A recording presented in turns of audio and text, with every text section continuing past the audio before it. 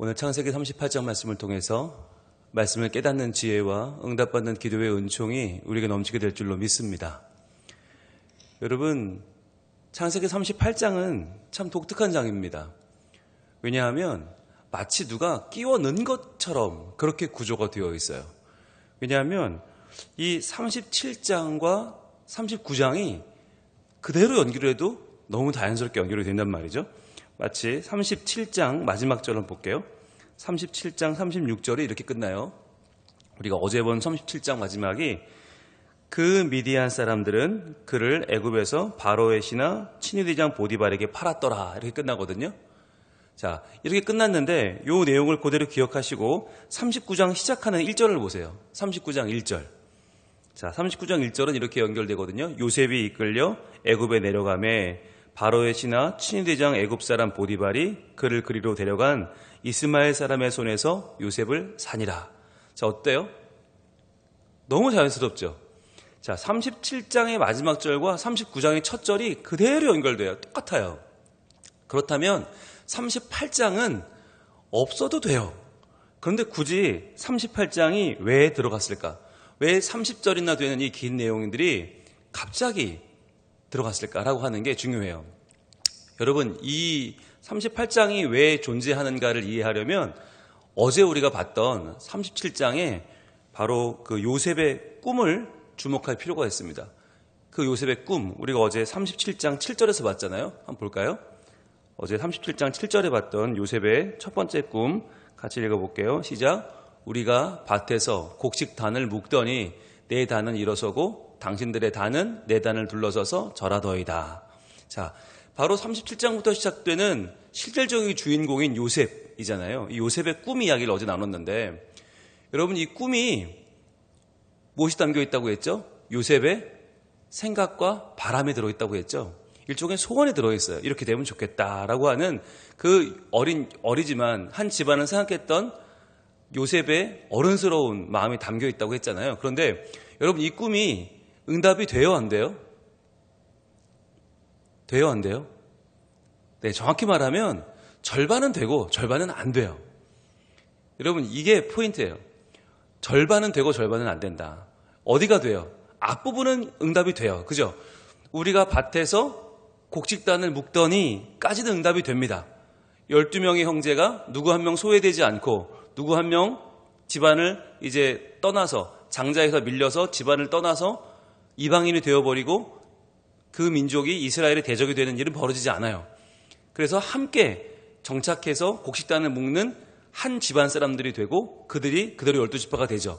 그러니까 전반부는 응답이 됐어요. 그런데 그 뒤에 나오는 내 단은 일어서고 당신들의 단은 내 단을 둘러서서 절하더이다. 이건 되었어요? 안 됐어요? 안 됐어요. 응답이 안 됐어요. 우리가 이 요셉이 나중에 애굽 총리가 되었을 때 이 형제들이 와서 절하고 그때 이게 응답이 되지 않았느냐라고 보는 사람들도 있는데 여러분, 그것이 과연 형들이 그 동생을 여기 나오는 것처럼 단들이 둘러서서 절하는 그러한 모습은 아니잖아요. 실은 하나님께서 요셉을 통해서 형들을 살리신 거죠. 그 가문과 나라와 민족과 세상을 살리신 거죠. 그러니까 도리어 그 자리에서 높임을 받으실 분은 하나님이죠. 요셉이 아니라. 그러니까 여러분, 이 꿈에서 요셉의 소원이 뭐였냐면 자기가 이 가문의 중심이 되고 싶은 거예요. 즉, 그렇게 따지면 누가 되어야 되느냐? 12아들 중에 장자가 되어야 되는 거죠. 요셉이 왜 그런 마음을 품었을까요? 11번째 아들이. 왜냐하면 그 중에 자기가 가장 사랑받는 아내 라헬의 큰아들이었기 때문이죠.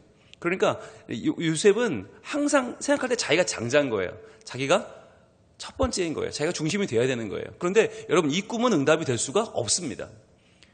여러분, 우리가 우리 집안을 위해서, 우리 가문을 위해서, 또한 우리 속한 공동체를 위해서 꿈을 꿀 수 있어요. 하나님 그 꿈을 선하게 보시고 이루어 주세요. 그런데 그 꿈에 나의 욕심과 야망이 들어가면 거기까지 응답해 주시지는 않아요. 우리가 이걸 잘 구별해야 돼요. 우리가 요셉을 꿈장이 요셉 그러면서 요셉의 꿈을 너무 미화해도 문제고 또 그 꿈을 너무 천대해도 문제인데, 왜냐하면 그 꿈 속에는 하나님이 응답해 주실 부분도 있고 하나님이 응답하지 않을 부분도 들어있기 때문이에요. 그러니까 우리 가문이 하나님의 은혜로 지금보다 더 나은 그리고 하나가 되는 뭔가 하나님의 선한 뜻을 이루는 가문이 되고 싶다. 100% 응답해 주시죠. 하나님이 그거 응답해 주지 않으실 리가 없죠. 그런데 중요한 건 거기 내가 중심이 되고 싶다. 내가 역할을 하고 싶다. 내가 거기서 뭔가 높임받고 싶다. 여러분 이 부분까지 하나님 응답해 주시지는 않는다는 거예요. 그래서 이 요셉의 꿈이 응답이 안 되기 때문에 요셉은 장자가 되지 않습니다. 비록 요셉의 아들, 두 아들, 큰아들 므낫세, 둘째 아들 에브라임 두 명이 지파를 이루어서 유일하게 12아들 중에 두 지파를 만드는 그러한 영광을 누리긴 해요. 왜? 요셉의 이름이 뭐예요? 꽃배기 아니에요. 더하다. 그 라헬이 요셉을 낳고 너무 기뻐서 하나님 더하여 주세요. 더함이라는 뜻으로 요셉을 지었잖아요. 이름 그대로 요셉은 더하여져서 꽃배기가 됩니다. 두 개의 지파가 됩니다. 자, 거기까지는 맞아요. 그러나 그 두 개의 지파 중에 누구도 장자가 되지는 못해요. 오늘 38장은 왜 기록되었는가? 이제 다시 돌아오면 바로 이 12아들 중에서 하나님이 장자로 세우시는 지파가 바로 유다 지파이기 때문이에요. 그래서 유다에 대한 이야기가 여기 나오는 거예요. 하나님이 요셉의 꿈을 이루어 주십니다. 그래, 내가 너의 꿈대로 누구도 소외되지 않게 해줄게. 누구도 제외되지 않게 해줄게. 그래서 장자가 빨리 세워지지 않아요. 이 야곱이 장자를 선포하고 죽지 않습니다. 이전과는 다른 거죠. 이전에는 한 명이 빨리 결정이 돼요. 그럼 장자가 결정되면 나머지는 그 집안을 떠나야 되는 거예요. 멀리 가서 이방인이 되어버려요. 그런데 12아들 중에 누구도 야곱이 네가 장자다라고 하지 않아요. 끝까지. 요셉이 애굽의 총리 대신이 됐다? 우리가 볼 때는 세상적으로 얼마나 성공했습니까? 그런데 그 아들을 지명하지 않아요. 왜요? 하나님의 뜻이 이 12아들이 하나 되는 데 있었기 때문이에요. 12아들이 12지파가 되려면 그 중에 한 명을 지명하면 안 돼요. 자, 그런데 자연스럽게 어떤 일이 벌어지냐면 자연스럽게 출애굽 이후의 사건부터 점점 이 12지파에 우열이 가려지기 시작하는데 어디서 가려지냐면 출애굽을 했으면 광야 생활 아닙니까? 광야 생활. 그러면 광야 생활을 하면 그때 중앙에는 성막이 하나님의 임재가 있고 거기서 동서남북으로 지파들이 세 지파씩 서거든요. 그래서 12지파인데 그 중에서 누가 제일 힘들까요? 어디가 제일 힘들어요? 제일 앞에서 뚫고 가는 우리로 말하면 쇠빙선 얼음을 뚫고 가는 맨 앞부분이 제일 힘들 거 아니에요. 근데 그 부분에 선 지파가 있어요. 자발적으로. 그게 유다 지파예요. 가장 힘든 앞부분에서 가장 어려운 일을 해내면서 가장 많은 공적을 세운 지파. 그러면서 하나님께 제사를 지낼 때도 가장 먼저 예물을 드리는 지파가 유다 지파였고 또 가장 연약했던 시므온 지파를 도와서 힘을 합해서 시므온 지파가 한 지파로서의 역할을 할 수 있도록 도와준 지파도 유다 지파였고 마지막에 시므온이 정말 힘이 없어 가라앉을 때 그 지파를 끌어안았던 지파도 유다입니다. 유다 지파가 이 출애굽 이후로 전체적인 이 역사의 주인공이 돼요. 그래서 바로 하나님께서 왕으로 세우시는 첫 번째 하나님 선택한 왕, 사람들이 뽑아서 된 사울왕 말고 하나님이 세우신 왕 다윗이 유다 지파고 그에게 하나님 약속하셔서 그 아들 솔로몬을 이어서 모든 남유다 왕국의 이름도 유다지만 가문도 유다의 왕조를 이어주시죠. 북이스라엘은 처음에는 에브라임으로 시작했지만 계속 역성혁명이 일어나면서 계속 왕들이 바뀌잖아요. 우리가 시즌1에서 이미 봤잖아요. 그런데 본 것처럼 이 남유다는 왕조가 바뀌지 않는단 말이죠. 유다 가문이 계속 이어진단 말이에요. 즉 유다의 장자권이 유지가 됩니다. 그리고 그러다가 나중에 바빌론 포로에 잡혀갔을 때 거기서 그들의 민족을 나타내는 이름 자체가 유대 민족이 되잖아요. 유대인이 되잖아요. 유대인. 그래서 유대인이라는 말 자체가 바로 이 유다 지파에서 나온 이름이고 그래서 이 유다 지파는 12지파 가운데서도 가장 선두에 서는 지파가 되죠. 자, 그렇다면 여기서 이제 문제. 그러면 사람들이 뭐라고 할까요? 그래, 유다는 뭔가 싹수가 있었을 거야. 유다는 이 12아들 중에서 뭔가 그래도 훌륭한 면이 있으니까 하나님이 그 가문에서 왕조도 세워주시고, 봐봐. 다윗과 솔로몬도 거기서 나오고, 거기서 대대로 많은 왕들이 나온 걸 보면 유다가 좀 특별했던 것 같아 라고 사람들이 말하지 않겠어요? 그랬겠죠. 그러면서 사람들이 막 계산을 합니다. 르우벤은 말이야, 이 서모와 간통을 했어. 그러니까 자격이 없어.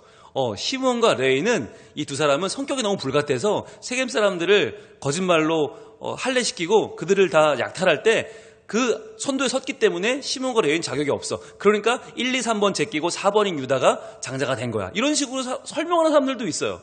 여러분, 그런데 그 설명이 일리가 있나요? 말이 되나요? 12명 중에 누구는 이래서 안 되고 누군 저래서 안 되고 이래서 안 되고, 그래서 유다가 제일 합당하니까 유다로 장자를 하자. 그래서 유다가 장자가 된 거야. 맞나요? 여러분, 그런 소리 못하게 하려고 38장이 있는 거예요. 우리의 생각, 우리의 계산, 우리가 이러니까, 이런 면이 있었으니까, 이렇게 좀 나았으니까, 이런 면에서 출중했으니까 유다가 장자가 되는 게 맞아 라고 하는 우리의 생각을 철저히 깨부시는 내용이 바로 창세기 38장인 거예요. 여러분, 38장의 내용을 우리가 시즌1에서 자세히 봤어요. 어떤 내용이에요? 유다가 함부로 결혼을 해요. 가나안 여인 중에 아무나, 그냥 이름도 없는 여인을 골라서 결혼을 합니다. 그리고 애를 낳아요. 그리고는 그 엘이라고 하는 아들에게 다말이라고 하는 며느리를 붙여주는데 누군지도 몰라요. 관심도 없어요. 자기 아내도 관심 없고 며느리도 관심 없고 오직 관심은 내 아들밖에 없어요. 그런데 그 엘이라는 아들이 하나님 앞에 악하게 행하는 아들이었는데 하나님 어느 날 그 아들이 죽어버립니다.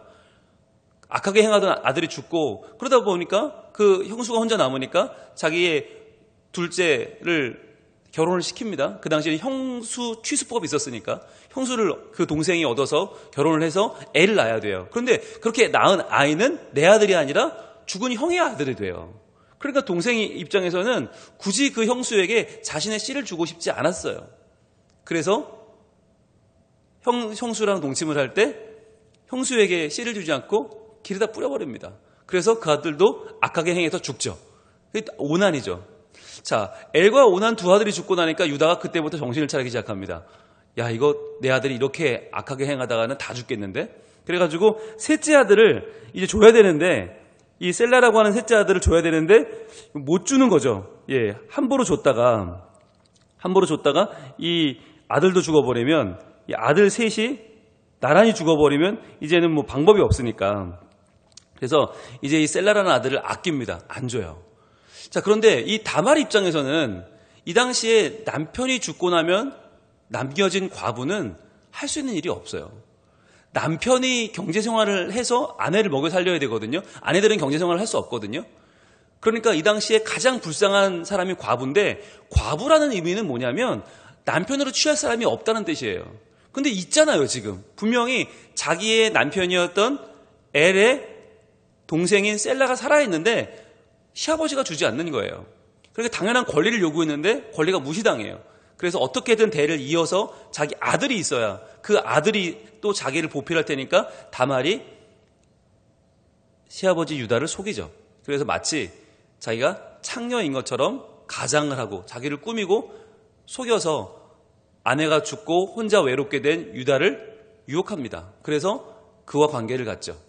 그리고 나서 나중에 아이를 갖는데, 이 아이를 잉태했을 때 사람들이 유다한테 와서 이야기합니다. 당신의 그 며느리 다말이 남편도 없는데 애를 가졌다. 그러니까 율법에 의하면 이거 죽여야 되는데 죽이자. 그래서 유다가 동의하죠. 죽여라. 그런데 그 죽이려는 순간에 이제 오늘 38장 18절 이 본문에 등장을 하는 겁니다. 시아버지 유다에게 이제 마지막 최후 진술을 하겠다는 거예요.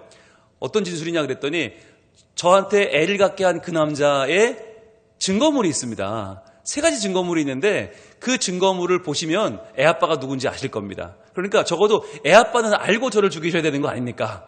라고 최후 진술을 합니다. 그래, 그러면 증거물이나 보자 라고 했을 때 꺼낸 3가지 증거물이 오늘 18절인 거예요. 자, 같이 읽습니다. 유다가 이르되 무슨 담보물을 내게 주랴? 그가 이르되 당신의 도장과 그 끈과 당신의 손에 있는 지팡이로 하라. 자, 이게 뭐예요? 유다가 누군지도 모르고 아무 생각 없이 그 창녀에게 하룻밤을 제안할 때, 그때는 돈을 들고 다니던 시대가 아니니까 대신 돈 대신에 담보물을 준 거예요. 그때 이 가장을 하고 자기가 아닌 것처럼 숨긴 이 며느리 다말이 요구한 게 세 가지 있었는데, 도장과 또 그 끈, 그리고 지팡이였어요. 이거는 고유한 그 사람만의 물건이 있으니까 도장도 함부로 남의 도장 들고 다니지 않잖아요. 그러니까 이게 신분증인 거죠, 일종의. 그리고 지팡이도 그 사람의 지팡이는 유일하니까. 자, 그랬더니 뭐라고 해요? 유다가 그것들을 그에게 주고 그에게 들어갔더니, 동침했다는 이야기죠. 그가 유다로 말미암아 임신하였더라 라고 하는 이 내용이 뭐냐면 바로 이 마지막에 며느리 다말이 주장하면서, 보십시오, 저에게 있는 이 도장과 이 끈과 이 지팡이가 누구 것인지 보십시오 라고 내놨을 때 유다가, 아, 이게 바로 내 잘못이구나, 내가 그때 함부로 행했던 그 밤에 그 여인이 바로 다말이로구나 라고 유다가 깨닫고 이 다말을 용서하게 되고 살려주게 되는, 그래서 이 다말이 아이를 낳는 그 이야기가 38장 아닙니까?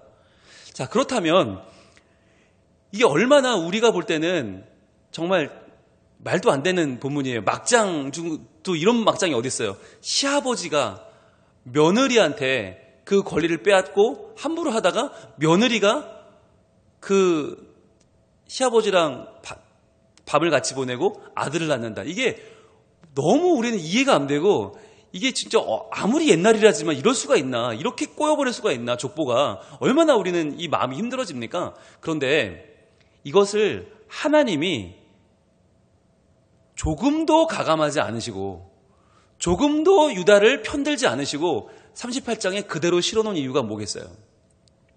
바로 하나님이 하시는 일, 하나님이 우리의 인생을 이끌어 가시는 하나님의 원칙이 있다는 걸 보여주시는 거예요.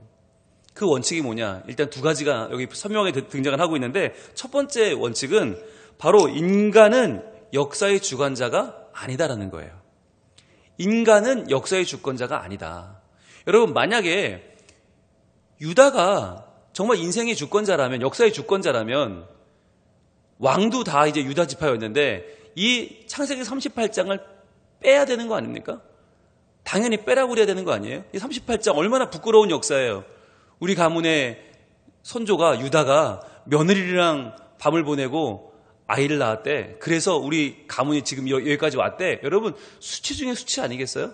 이거 당장 없애야 되는 거 아니에요? 그런데 그들은 없애지 못했어요. 왜냐하면 이것이 하나님의 말씀이기 때문에.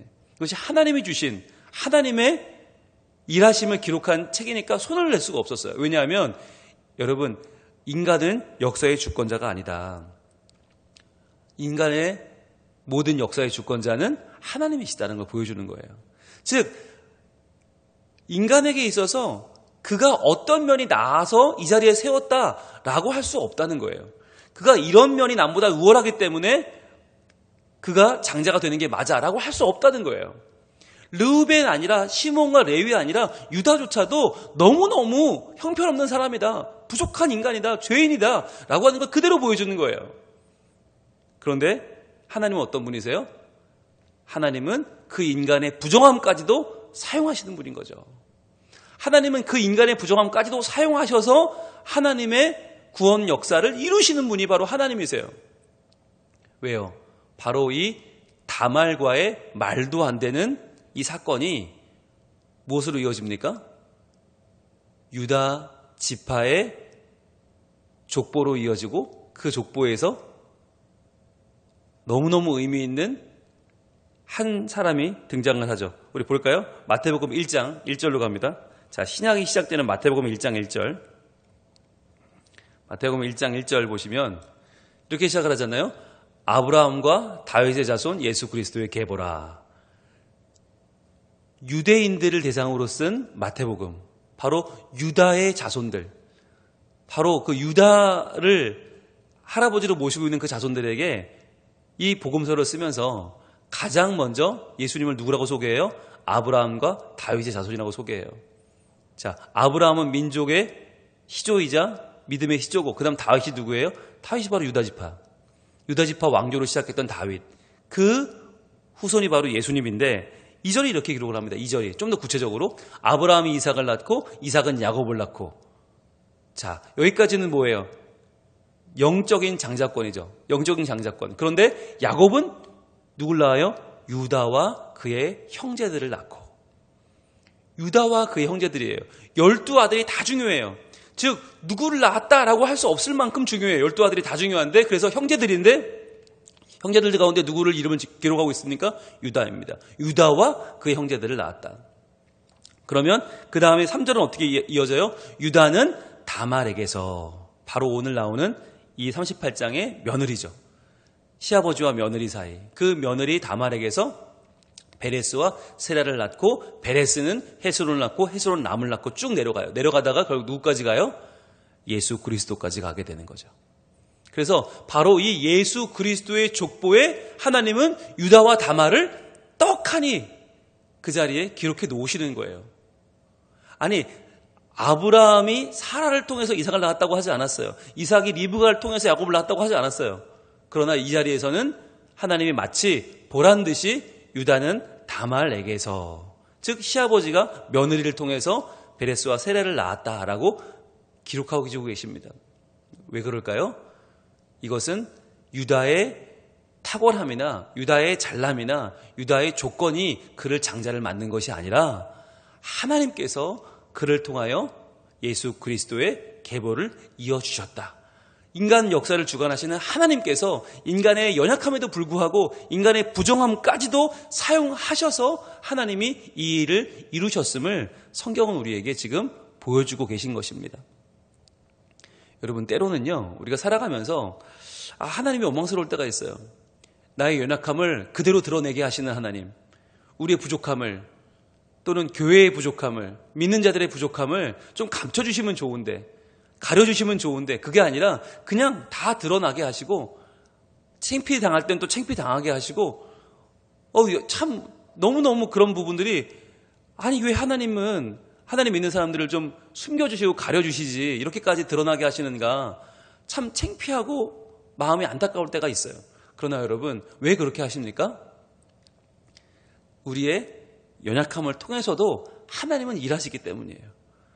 우리는 아무리 부족해도, 우리는 아무리 연약해도 그것이 우리의 인생을 망하게 할 수 없다는 거예요.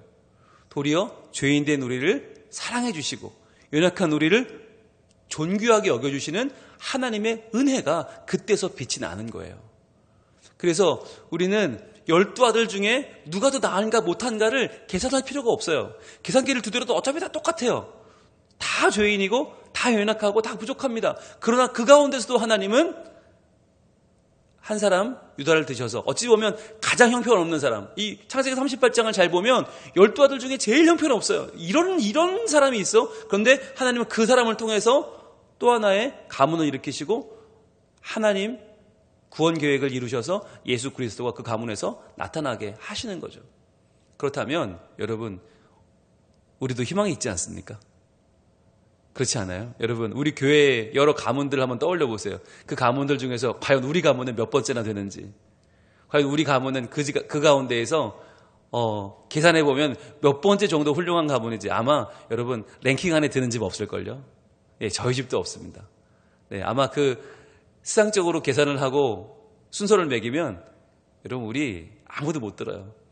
아니, 우리 교회 랭킹, 아니 그게 뭐가 중요해요? 우리 부산 랭킹 매겨볼까요? 대한민국 랭킹? 세계 랭킹? 야, 여러분, 우리 올림픽 나와서 수고하는 선수들 뭐 세계 4위, 5위 욕할 거 하나도 없어요. 우리는요, 우리 주변에 누구랑 비교해도 비교가 안 되는 연약한 사람들 아니에요? 그런 죄인들 아니에요? 그런데 그러한 우리를 하나님이 버리지 아니하시고 바로 이 시간, 이 새벽에 우리를 깨워주시고 불러주시고 말씀 앞에 세워주시는 의미가 어디 있습니까? 바로 그것이 우리의 연약함을 뛰어넘어 역사하시는 하나님의 일하심을 지금 우리에게 나타내시는 증거입니다. 오늘 이 창세기 38장의 내용, 시즌1에서 우리가 잘 살펴봤던 바로 그 내용이 과연 무엇을 말하는가? 인간의 연약함에도 불구하고 우리를 하나님의 구원 계획으로 초청하시고 우리의 역사의 주관자가 되셔서 우리를 하나님의 사람으로 세워가시는, 하나님의 백성으로 빚어가시는 그 하나님의 손길을 우리가 이 시간 발견할 수 있기를 원합니다. 그래서 아무리 힘들고 어려워도 여러분 낭망하지 마시고 포기하지 마시고 다시 한번 이러한 나도 사용하시는, 이러한 우리 집안도 쓰시는 하나님의 손길을 의지하고 다시 한번 그 은혜 가운데 우뚝 서는, 믿음으로 우리 가문을 세워가는 저와 여러분이 될 수 있기를 축복합니다. 기도하겠습니다. 하나님, 오늘 이 창세기 38장 말씀을 통해서 정말 부끄럽고 정말 형편없는 유다의 이 삶이 바로 우리의 삶임을 고백합니다. 주님, 그러나 하나님은 이러한 유다를 드셔서 12지파의 영적인 장자를 삼으시고 그를 통하여 유대인들을 길러내시고 유다 왕조를 길러내시고 그를 통하여 다윗 왕을 그리고 예수 그리스도를 이 땅에 오게 하셨음을 저희는 봅니다. 주님, 저희들 이 유다에 비해서 어찌 보면 더 형편없고 어찌 보면 더 연약한 저희들을 이 새벽에 불러주시고 말씀 앞에 서게 하시는 하나님, 저희들 역사의 주관자 되시고 주권자가 되시는 하나님을 인정하게 하시고, 주님, 아무리 연약하고 부족해도 저희들 하나님만 바라보고 기뻐하며 찬양하며 나아가는 저희들 되게 하셔서 주님, 이 어려운 시대에, 이 연약한 시대에 우리의 부족함에도 불구하고 다시 한번 하나님의 역사를 써내려 가시는 하나님의 거룩한 손길을 바라보며 기뻐하며 주를 경배하며 찬양하며 영광을 돌리는 저희들이 다 되게 하여 주시옵소서. 그래야 부족하지만 우리 다음 세대가 믿음의 세대가 되게 하시고 하나님을 더 알고 하나님을 더 선포하고 하나님을 더 증거하는 믿음의 세대로 잘 뿌리내려 성장할 수 있도록 주여 은혜를 더하여 주시옵소서. 오늘도 주님만 바라보며 기도하는 우리 성민 가족들 기도를 응답하여 주시고 하나님, 우리 모든 영혼과 가정을 하나님의 말씀으로 다시 한번 일으켜 주시옵소서. 예수님 이름으로 기도합니다. 아멘.